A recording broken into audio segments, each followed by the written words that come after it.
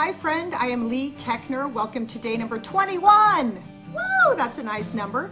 Drinking age and all. To relationships, it's your fault. Oh wait, 33 days to a deeper connection. If you would join me in 3 grounding breaths, uncross your legs. I'm going to put my palms up to receive and we'll breathe in through the nose and out through our mouth. In through our nose and out through our mouth, in through our nose and out through our mouth. Fantastic. Today is a wrap up of section 2. I have the 3 sections. The first was kind of our primary relationship ourselves. The second was kind of the different relationships we're going to experience in life. And then the next one, my favorite part, is actual each day to get a tangible tool to use in your tool belt in your relationships. The first part of this section, we talked about the different relationships, and it was all about strangers, which we realized that there are no strangers because we're all connected. We're all connected to the same life force, energy force, God, whatever you call it, that runs through all of us. And there's light inside all of us. So it's neat to look at a stranger and think, what are you here to teach me? Because every interaction is sacred and every interaction is there to teach you something about your life, where you have more work to do or to celebrate because you kick ass and people are saying you're awesome, whatever it is. Then there's the coworkers and there's family that we grew up with, families that we have created. And then the last segment was the romantic relationships, which I think are besides family, are the most rewarding and the most complicated relationship we will ever have.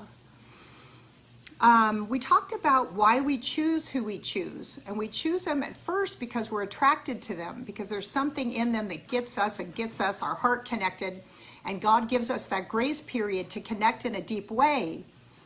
But the other part of it is we attract the person who is going to trigger all of our childhood hurts, so that we may heal them in a new loving space with an adult mind, because we're no longer victim of the circumstance, but we can heal the old thoughts within us that get triggered by our partner in a safe place if you're awake and you know that that's what's going on. Otherwise, you're going to point at your partner and blame everything on them.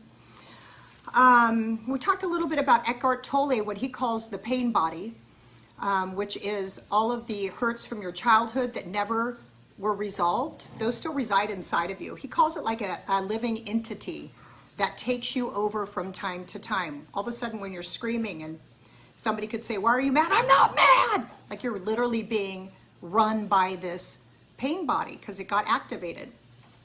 And it says the 2 biggest places pain bodies feed, where they get their food, are from romantic relationships and family relationships. So that's why those are so hard and interesting and exciting when you can start navigating them in a new way. We talked about cheating and divorce, and that for men, cheating was about feeling appreciated when they didn't feel appreciated at home. And for women, it was empowering, like, I don't have to just sit here and do everything all the time. I can have some excitement and some treats for myself, and steps out into a relationship where she feels alive and out of the rut of the life that she has created with her family. So I think that both of those things could be, you could undo the trigger for both of those if you communicate. So if the woman is taking care of herself and happy, and also acknowledging her husband for the things that he does well. And I think when we can do that more, then we can just sprinkle in the things that we want to change and bother us. But if we're only focused on, you never do this, why haven't you done this, why haven't you, I might go out and have an affair as well. So think about, men need to feel appreciated. They need to feel seen and heard. So appreciate your man just by acknowledging what they did that day. And then for you, you don't have to go out and cheat to feel empowered. You can start setting boundaries, start communicating what you really want to your partner, and then take that sexy thing that you want to go experience with another man because you think your relationship's dead, and try and bring that to your partner. I think one of my quotes was, let's find grounds for marriage as opposed to grounds for divorce. And then finally, cleaning out our file cabinet, that every time something happens that's upsetting to us, it goes into the file cabinet in our brain that says things I'm pissed about with my partner. And we open it and put daily just 10 to 50 to 100 sheets in there a day, and soon it's going to explode. The papers are going to go everywhere, and it's going to feel too overwhelming to pick them all up. So we want to address things as they happen. We also want to start cleaning it out once a week, pulling out an old thought, telling your husband, hey, I'm trying to clean my mind out so I have more room to love you and myself. This sheet has been in here for 6 months. Can I talk to you about it, but not in an accusatory way that you suck? But can you help me help you? Like, can we work together in figuring out a solution for this? Stephanie, I'm loving all of your bursts of love.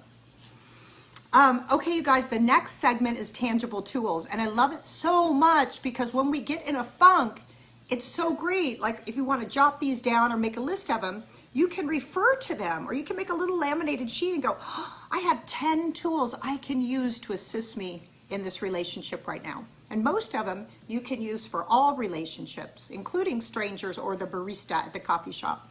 But most of them, I think, are with ourselves and with the people closest to us, where it's going to be the hardest to use them, but the most rewarding. Before I read my quote today, I want to give a little prep about it. I was looking at this old thing that I used to post on, and I was reading some of the things I posted to see if I wanted to save any of them to reuse, and I saw this one quote. And last night, my husband was out of town. He's coming back today, and I called him and texted him, and I had a time-sensitive matter I needed to talk to him about, and he didn't pick up his phone or respond to my text, and then my head just started spinning like it has been doing a lot lately and derailing me. And I sent him a mean email, kind of mean, not horrible, just a little bit. And then it was bedtime, and I laid in bed, and my brain was spinning like a crazy person. And I thought, how this is so interesting. Let me listen to a meditation and try and stop it. It didn't work. Let me listen to a book on tape about mindfulness. It didn't work. Let me listen on Talk. I have this Insight app, free app, that has wonderful talks and meditations on it. I go, oh, I'm going to listen to one on mindfulness so I can get the hell mindful here and quit spinning like a crazy person. It didn't work. I was up most of the night spinning with old stories and old thoughts in my head. And I woke up pissed off, and I was short with my kids, and it was just like this weird vicious cycle. Then I took a few breaths, and I realized, this stuff is going to happen from time to time. I'm a human being. I need to get deeper in my knowing of a tool to get out quicker from the spinning that is so destructive to not only myself, but to those around me. So I was looking at quotes today, and here's one that I wrote a while back that it felt just right for today, for me. So you get it too. Once you let go of your thought of how another person should be, you are giving yourself the gift of acceptance. It's freeing. It's so freeing. Instead of getting mad at someone every time they do the same behavior, you can accept it and know that that's what they're going to do. You no longer have to suffer with anger or judgment against another being for being who they are or going through what they need to go through on their path. Maya Angelou said, when someone shows you who they are, believe them the first time. But so often we give them another shot, hoping for a different result. We give them another chance, hoping for a different result. We say something hoping they'll respond differently, but it's always the same. So who needs to change in that situation? I do. So I decided, wherever that was, so today I cut myself some slack, realized that I am human and this shit's gonna happen from time to time, but right now, I can make a new self-honoring choice to be gentle with myself and jump all into the fresh present moment where there is no past or future. When we're really awake and we're present, the past doesn't exist and neither does the future because all we have is this moment. So coming back to the simplicity of this moment where the crazy spinning and the stories are tired and old and they do not exist. Another thing I did was I found this rose quartz I got a long time ago, this necklace. I think I got it, I don't even know from where, and I put it on because they say the energy of the rose quartz is love and heart opening and it supports you in that. So I got my necklace on, I got my bracelet, I got this little stone, and I received finally my rose oil. So I put that stuff all over because I'm like, now I believe that all things are possible and all things can be real. But even if they're not, I smell good and I kind of like the jewelry. So it's a win-win. Dear God, thank you for this new moment in this new day. Thank you for a new week where I can choose what I want it to be. And although I hiccuped a little bit last night and this morning, it's okay. I'm going to allow that to be okay. Let us be gentle with ourselves. Surround us with love and light today.